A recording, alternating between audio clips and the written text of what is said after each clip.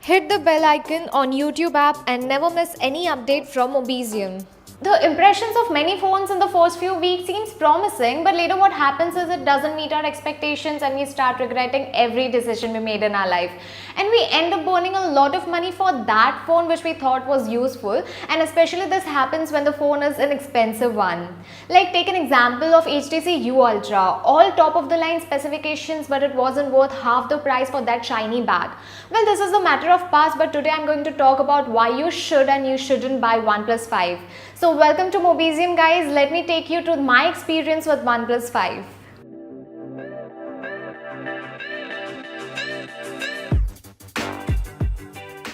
Three months have passed since I got OnePlus 5 and now I think it is the perfect time to show you the full detailed review of this phone as I've used it as my daily driver phone.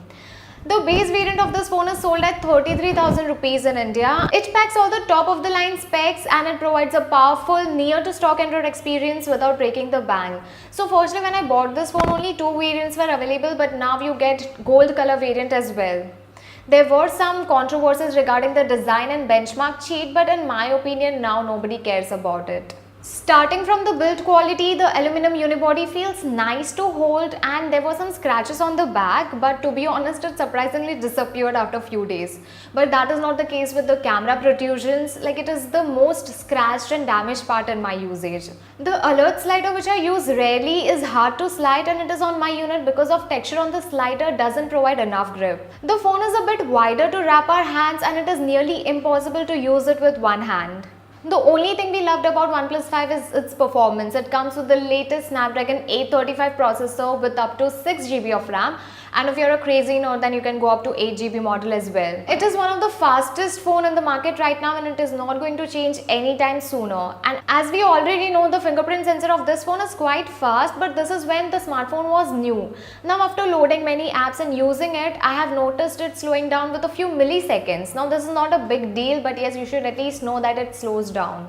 After seeing almost all the flagship phones going for the super thin bezels, I have to admit that OnePlus 5 screen doesn't excite me much. Like it is simple and dated. You might as well like the screen, but in the few months you would probably see the 18:9 ratio screen on pretty much all the phones.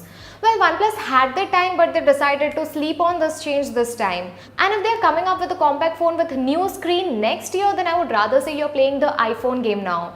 And it is too late, like you have to bring something to the table. The 1080p screen works fine for me and most of you will be satisfied with it. But if you take your phone's screen seriously, then you should not buy this phone. The viewing angle is great, but there's no well balanced color. By default, the color will look very bluish and very odd vivid colors. Even if you change the color tone, the colors won't look natural. The touch is also very sensitive, which is nice if you like it, but if you don't like it, then you cannot change the sensitivity. Okay, so now enough of this screen tirade, let us get over it because it is not going to change and in the next year it won't impress us unless we get a fingerprint scanner beneath the screen. The software on this phone have been updated many times which brought lots of camera fixes and minor UI and call quality improvements. I'm eagerly waiting for Oreo upgrade which is confirmed, and if you're using OnePlus 3T then be assured that it will get an Oreo update, one of the reasons why you should not upgrade to OnePlus 5.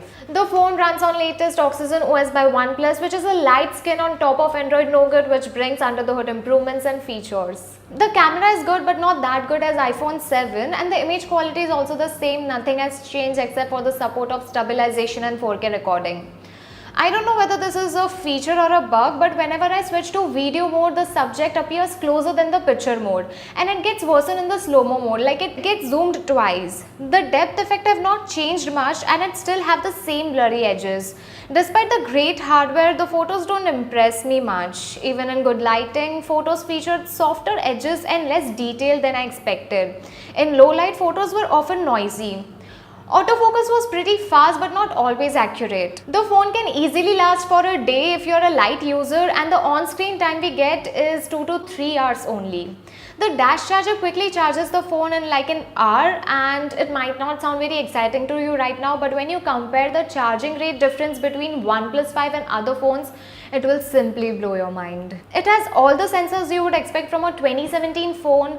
It has got LED notification light, ambient light sensor, and NFC, which I rarely use, but it is there for the one who want to use it. It doesn't have dual speakers, but the loudness of the phone outperforms many phones. The sound quality of it is also great, and even after listening to music on loudspeaker for such a long time, I don't notice any sound breaking on high volume. So coming to the verdict, it is what you see is what you get type of phone. No fancy build quality, no dual speakers, no crazy edge-to-edge screen. It is just a simple phone with modest price.